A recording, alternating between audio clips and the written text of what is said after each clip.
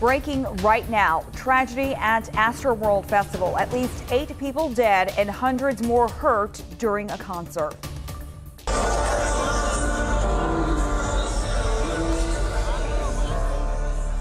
Footage of someone being carried away from the festival on a stretcher. This is just one of the many videos surfacing online showing the chaos.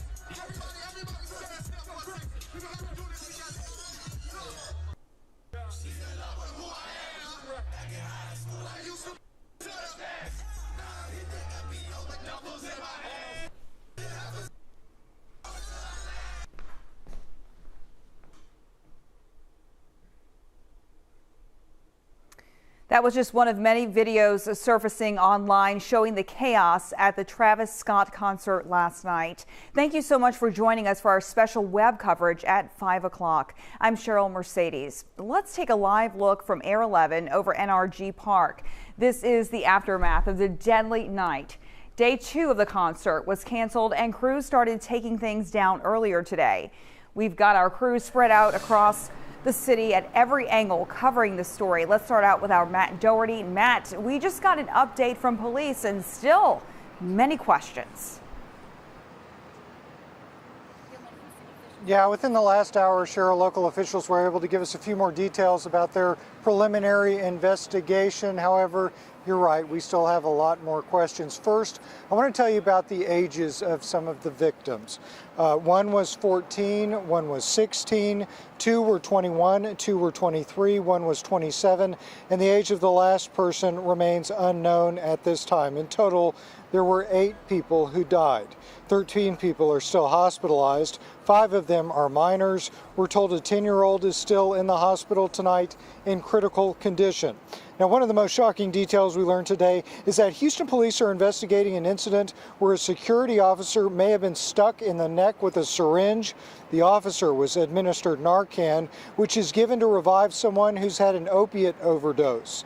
The chief explained the incident to reporters today.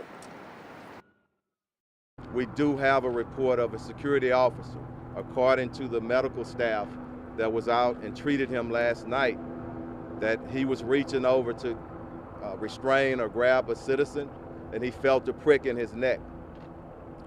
When he was examined, he went unconscious. They administered Narcan. He was revived, and the medical staff did notice a prick that was similar to a prick that you would get if somebody's trying to inject.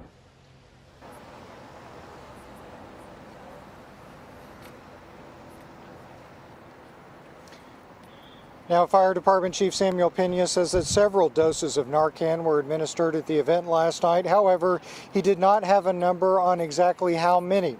Chief Fenner says several of the individuals were trampled. Chief Pena says there were several permits filed for the event. However, he says there is no occupancy limit for outdoor events like this one. Police Chief Fenner says at one point there were 528 police officers and 755 security officers at last night's event. Of course, there are still a whole lot of unanswered questions tonight.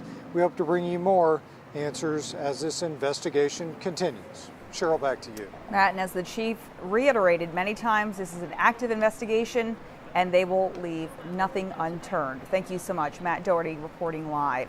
Travis Scott released a statement earlier today saying in part, quote, "I'm absolutely devastated by what took place last night.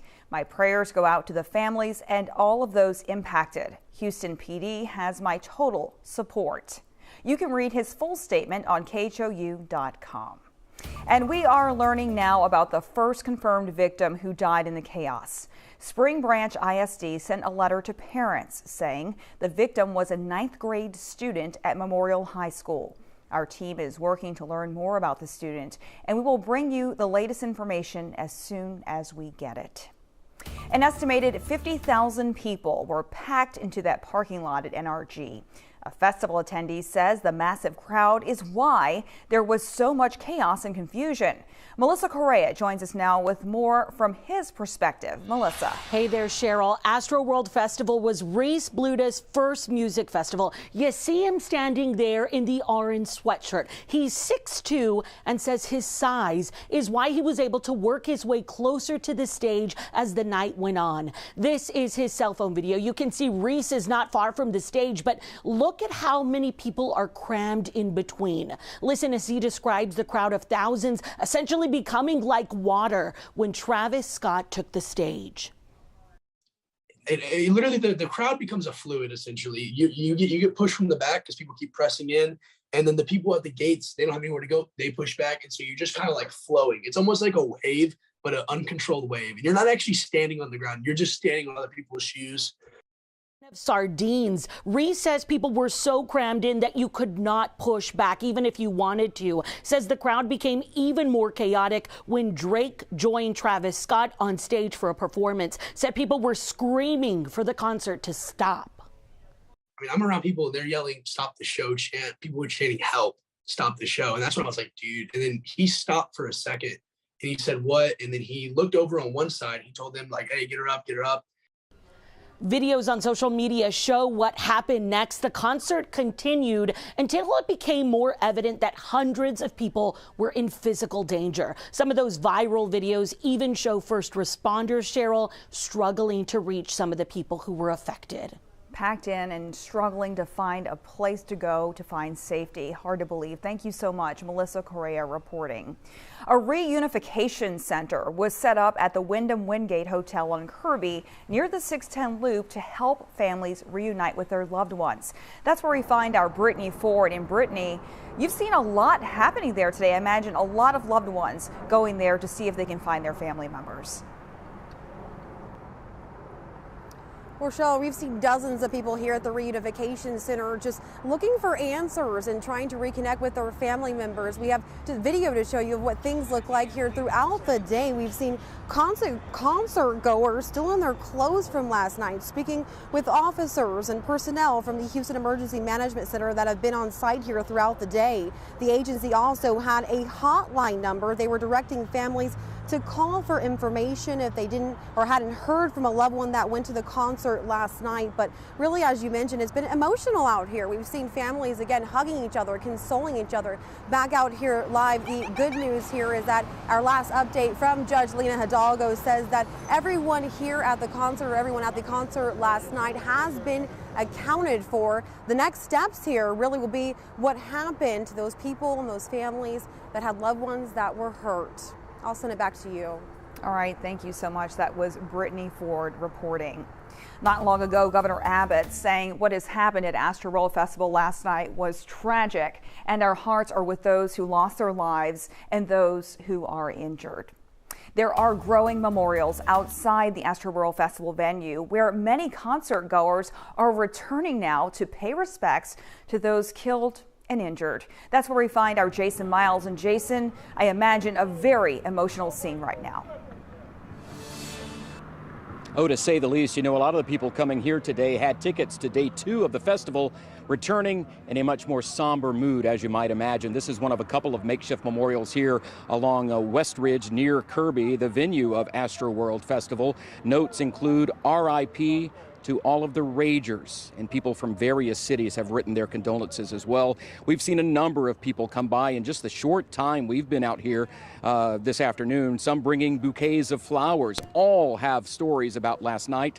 An 18-year-old we met from Toronto, Canada, a huge Travis Scott fan, said he had a blast until the crowd started getting a little too chaotic. That's when he heard and saw things he'll never forget.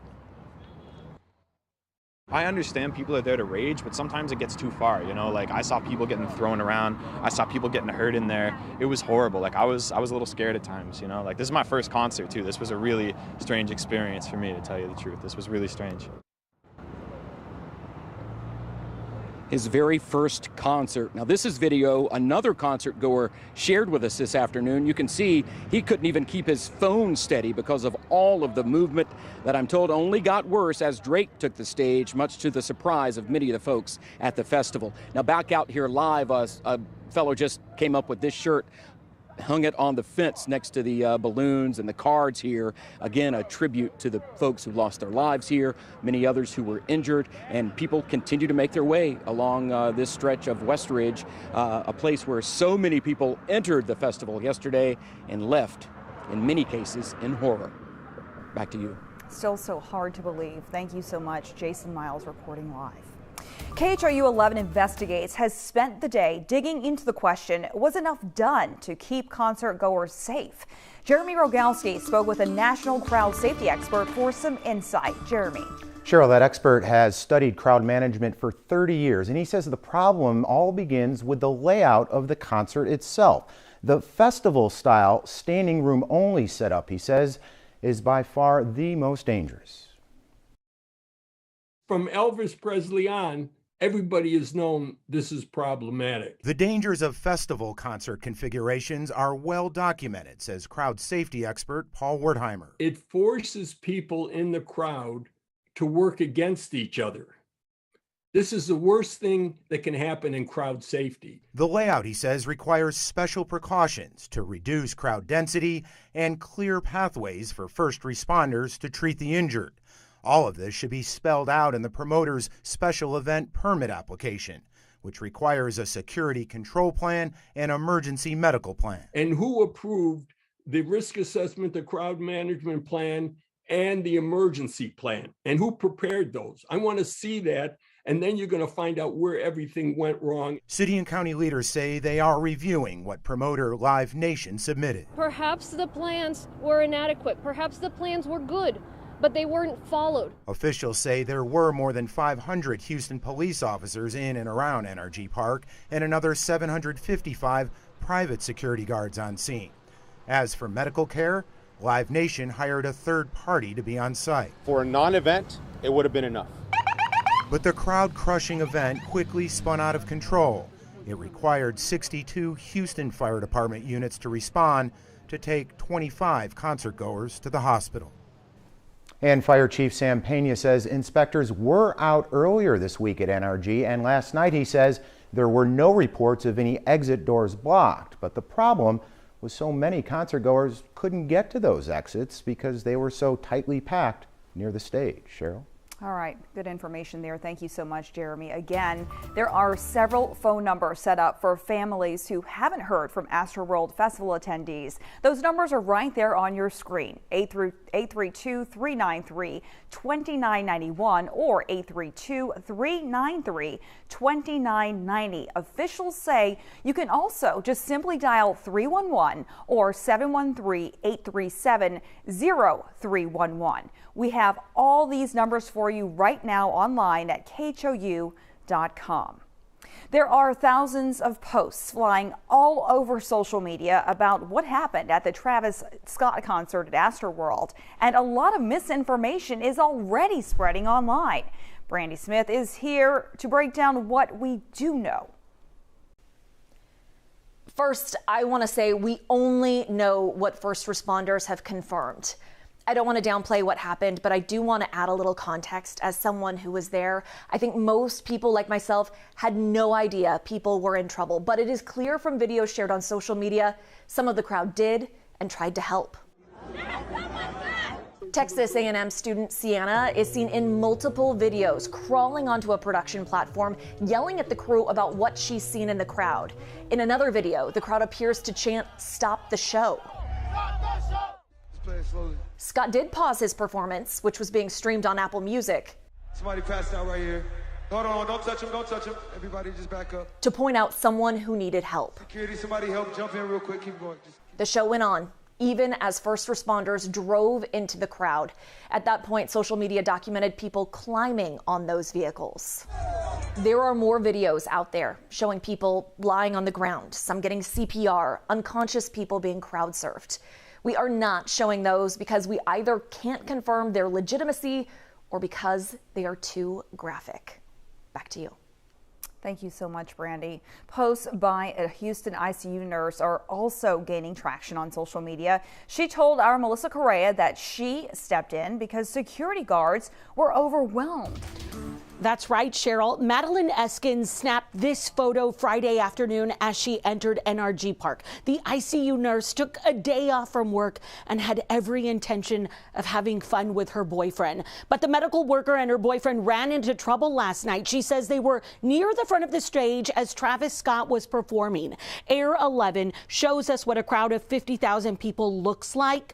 Madeline says it felt like she was, quote, drowning in people. She says she was so crammed in she literally could not raise her arms or lower them if she wanted to. She was feeling pressure from every direction. At one point, she says she passed out, so her boyfriend and a security guard carried her out of the crowd. And when she came to, Madeline says she was among several other people who were in medical trouble. I noticed that one guy that they were carrying, he looked real bad. And I stopped her. I said, hey, have you checked a pulse?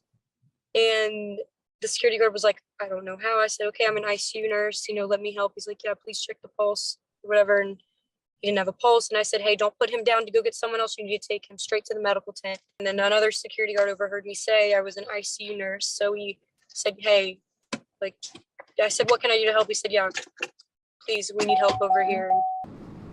Madeline says she triaged people for several minutes and stayed in the parking lot there at NRG until every person she helped was taken to a hospital via ambulance. She and her boyfriend say they're physically okay today, but so many people, especially those whose posts have gone viral on social media, are telling me that they are still in shock and they are too exhausted to begin processing last night's traumatic experience. Our heart and our prayers go out to them, Cheryl. Yeah, Melissa, but that's going to take a lot of time. Thank you so much. For those of you perhaps just joining us, this is our special continuing coverage of the Astroworld Festival tragedy. At least 8 people died, hundreds of others injured, when a huge crowd surged toward the stage during the Travis Scott performance last night. The festival was one of the most anticipated musical events of the year. Up to 50,000 people were in attendance. As aerial footage from our chopper shows, fans started arriving early. 12:13 p.m. Air 11 captures some of the first arrivals to the festival, organizers opening the gates to allow fans inside, even though the show didn't officially kick off until 1 p.m. By 3 o'clock, a nice-sized crowd had gathered. The space started to fill up, but it hadn't reached capacity just yet. 2 hours later, the venue was even fuller. The crowd all pushed toward the stage, even though there appears to be available space towards the back. 7:08, it's a similar situation. You can see the space is not full, but most of the people are concentrated towards the stage. This is about 2 hours before things went horribly wrong. And here's how it looked just before 1 this morning. The scene had cleared except for the first responders who had come to the aid of hundreds of victims who had succumbed to the devastating crowd surge. We will be following the tragedy at Astroworld for quite some time. Our live team coverage will continue on KHOU 11 News at 6 and 10, as well as KHOU.com. We also want to remind you of several phone numbers available for those who haven't heard from a loved one who attended that festival. Those numbers are 832-393-2991 or 832-393-2990. Officials said you can also dial 311 or 713-837-0311. You can also find those numbers on KHOU.com. We'll see you right back here at 6 and 10.